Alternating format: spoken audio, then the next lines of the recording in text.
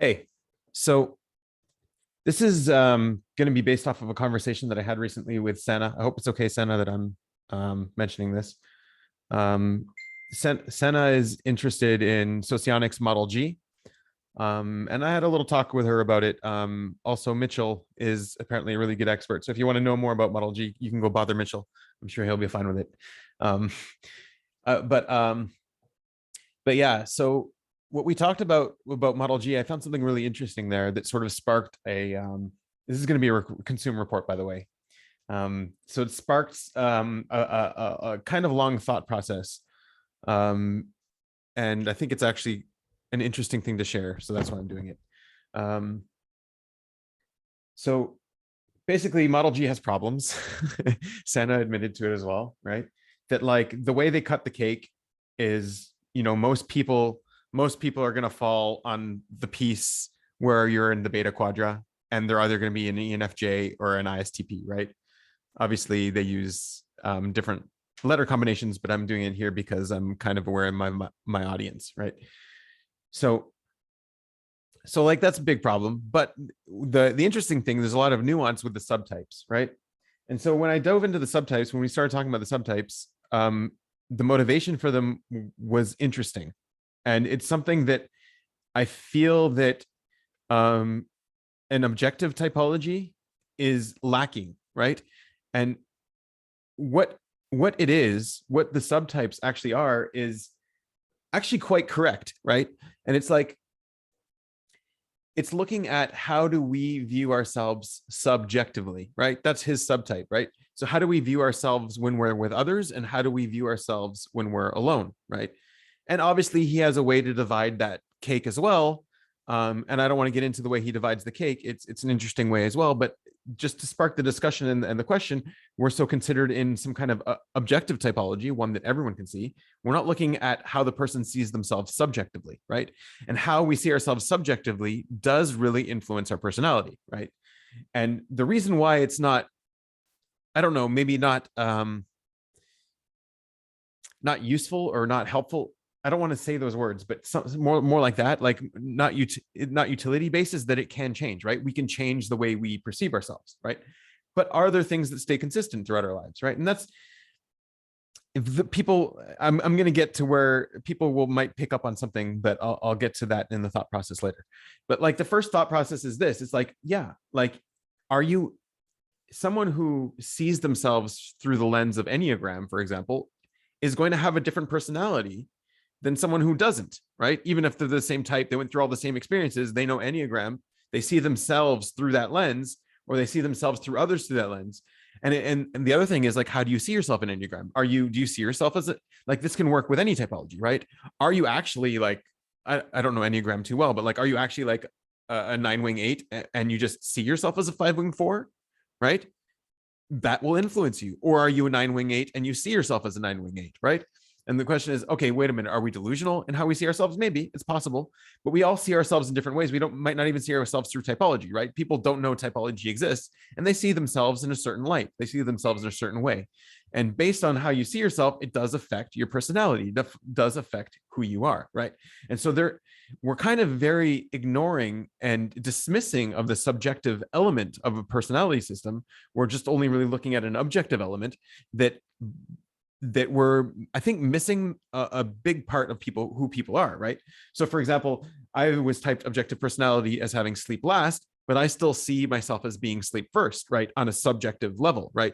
Even though like I cognitively can puzzle out and figure out, okay, no, I'm not, but on a subjective level, that's how I see myself. None of my twin types see themselves that way. They don't see themselves like that. And they present differently because of it, right?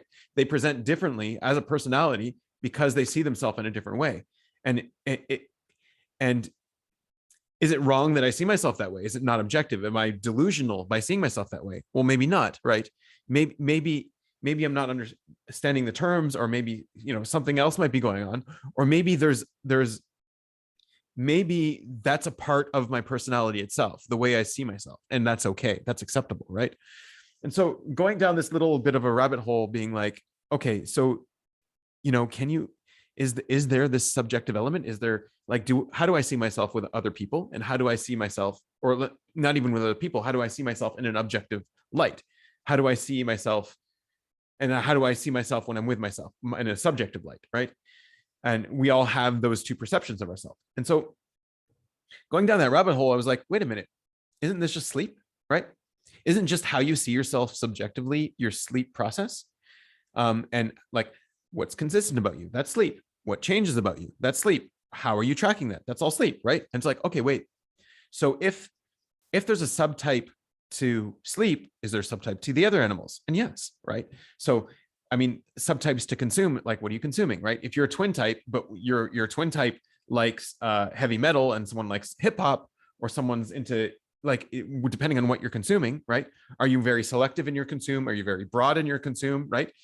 What are you actually consuming that will change and affect your personality, right? And so there are subtypes, and trying to divide that cake and be like, okay, well, there's this kind of subtype or that kind of, I'm not getting into that, right? I'm not even going to attempt to broach that, right? Because that's a huge project. But what are the different subtypes of consume? Like potentially infinite. Where are we going to divide the cake, right? How are we going to split the cake? That's a different question. But then the same thing with play. Like, how, are the subtypes of play? Yes, of course. Like, who are you hanging around? Who are your friends? Who's your social group? Who are you pinging off of, right? That definitely influences your play. Yeah, just I mean, how are you going to divide that cake is a different question. But then same thing with blast. Like, what do you feel responsible to direct, to perform, to create, to produce, right? Like, why is one person producing music and that's where he's expressing his blast, and another person is trying to rally the troops to to stop global warming or something like that, right? So I mean, like, so I mean, that's kind of the rabbit hole I was going down. And it's like, okay, so okay, so there's a few things. There are subtypes based on all of our animals, based on how we're actually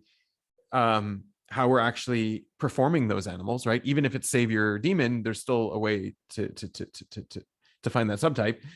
And then the other thing is, there is a subjective way that we see ourselves, and is it healthy? Like, there's obviously a healthy or a toxic way to see yourself, right? There's a healthy or a toxic way. There's some, right? And is it healthy for us to just kill off that part of who we are? Just say, no, you're delusional. No, you're not allowed to see yourself. You have to see yourself. You have to see yourself the way that this system sees you, or the way that this objective system sees you. Well, maybe that's incorrect, right? Maybe getting rid of your subjective view of yourself, and like, I personally think that personal growth is a lot about growing and developing. How do you see yourself, right? And like, yeah, okay, you can kill off your ego, but then tomorrow you need to have some kind of ego. You need to grow and be something, right? And so I don't really have a solution or an answer to this, but I feel like what Galenko is talking about is a very big piece of the puzzle, and it's something that can't be ignored, and it's something that can't be dismissed or thrown in the garbage. And yeah, like, for example, like, you can have an IP that thinks they're an EJ, right? Maybe not in those words. Maybe they don't know typology, but that might be how they perceive themselves, right? And they will present very differently than an IP that sees themselves as an IP, right? So like that's just like, and shattering that perspective of themselves, it might make them less delusional, but it also changes who they are, right? So it's like, if I think I'm an EJ and I behave like an EJ and all that kind of stuff, so there's like a loop there. It's like, yeah, I am who I think I am.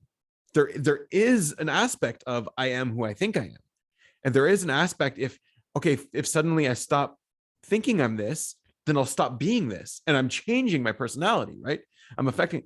I was talking to a friend. I don't know if he wants to be mentioned, but he gave a good analogy. He said, okay, like, there's this tailor that you go to, and then the tailor makes a perfect suit for you, and then you start wearing the suit, and you're like, wait, the sleeve's too short.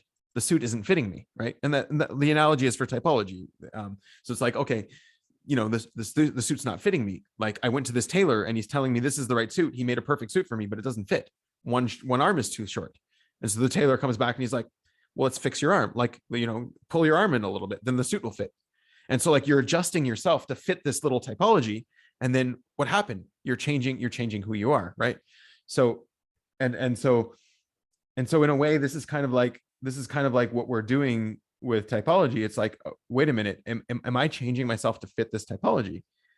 Or am I allowing this typology to be a way for me to see myself? I don't know. I lost it. But anyways, that's kind of the thought process that I've been going under, and I wanted to just share it because I feel like it's a useful thing to bring to the table.